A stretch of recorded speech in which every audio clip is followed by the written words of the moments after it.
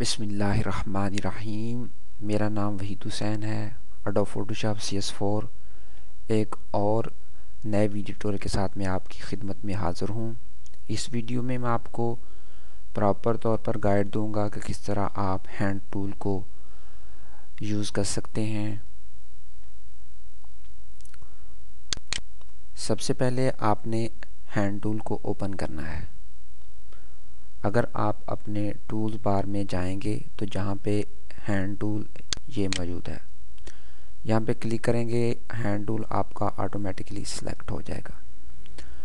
अगर आप यहाँ से उसे सिलेक्ट नहीं करना चाहते और आप चाहते हैं कि शॉर्ट की मदद से आप उसे सिलेक्ट करें, तो अपने कीबोर्ड से सिंपल H दबाएं। जैसे ही आप H दबाएंगे आपका जो है हैंड टूल सिलेक्ट हो जाएगा। ये दो तरीके हैं हैंड टूल को हासिल करने के लिए अपने वर्क एरिया के अंदर।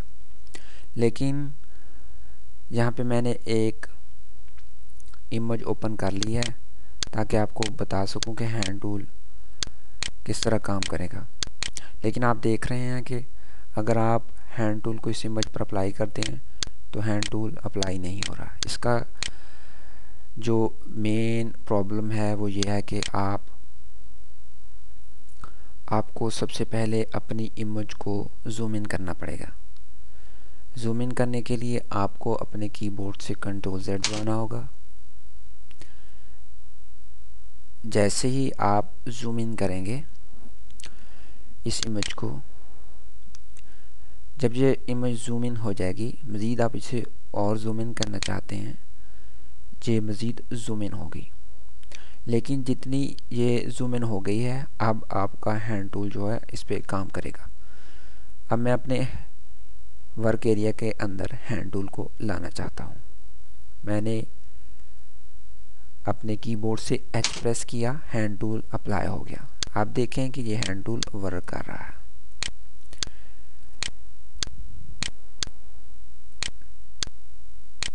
अब आपने देखा कि हैंड टूल दोनों साइडों से हॉरिजेंटली और वर्टिकली और हॉरिजेंटली दोनों साइडों पे आपका जो हैंड टूल काम कर रहा है। आपने हैंड टूल को कब इस्तेमाल करना है?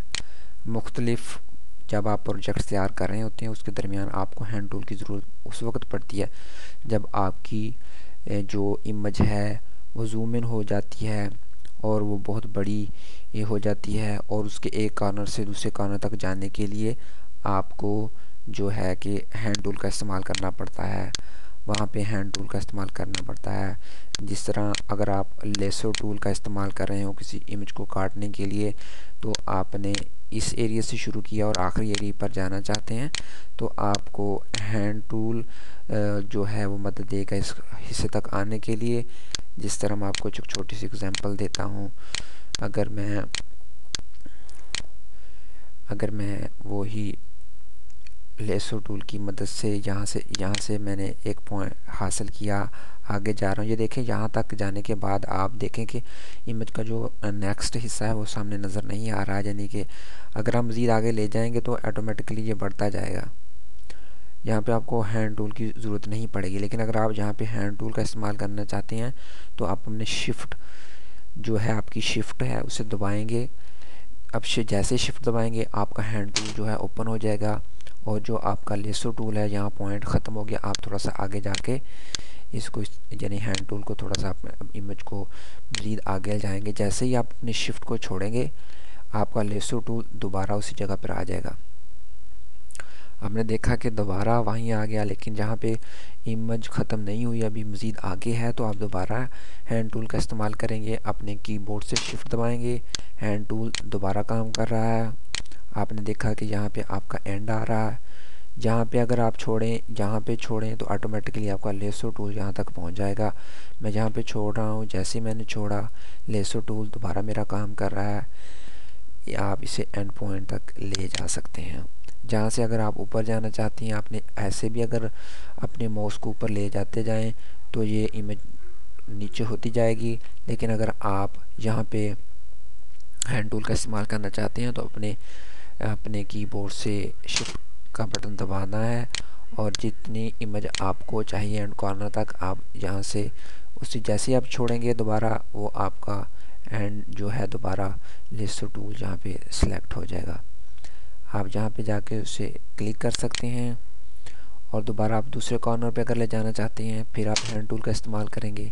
ये देखें जैसे ही मैं शिफ्ट को दबाता हूँ तो जो लेसो टूल है वो काम करना छोड़ देता है, उस जगह पर वो रुक जाता है और हैंड टूल अपीयर हो जाता है। अब आप अपने हैंड टूल की मदद से जो नेक्स्ट कॉर्नर है उस तक पहुंच सकते हैं। हैंड टूल बेसिकली इसी मकसद के लिए इस्तेमाल होता है। जैसे मैं जहाँ पहुँचा यहाँ पे मैंने एक और पॉइंट ले लिया। अब मैंने अपना जहाँ से शुरू किया था वहाँ तक पहुँचना है। अगर मैं इसे डबल क्लिक करूँगा तो ऑटोमेटिकली उस पॉइंट तक पहुँच जाऊँगा। अगर मैं नहीं करूँगा तो फिर मुझे हैंड टूल की मदद से उस वहाँ तक जाना होगा। लेकिन मैं यहाँ पे रुकने के बाद डबल क्लिक जैसे किया वो डबल मैंने जैसे ही डबल क्लिक किया जहाँ से मैंने शुरू किया था, पॉइंट का जो पहला हिस्सा है जो मैंने शुरू किया था वहाँ तक उसका एंड पॉइंट हो गया, क्योंकि मैंने यहाँ से स्टार्ट किया था और वापस यहाँ पे एंड हो गया। तो अगर मैं डबल क्लिक ना करता तो मुझे हैंड टूल की मदद से यहाँ तक क्लिक करते हुए यहाँ तक आना पड़ता और जहाँ तक आने के बाद यहाँ पे जो मेरा एंड पॉइंट था उस पर एक छोटा सा जो है वो माउस यानी कि चेंज हो जाना था। जैसे ही चेंज होता मैं क्लिक करता तो ये इस तरह मिल जाता अगर मैं इसे डबल क्लिक ना करता। लेकिन मैंने डबल क्लिक किया तो मैं यहाँ पहुँच गया।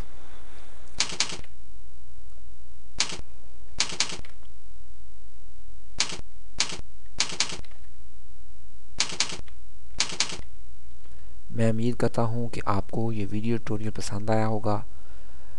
तब तक के लिए मुझे इजाज़त दीजिए। अल्लाह हाफिज़।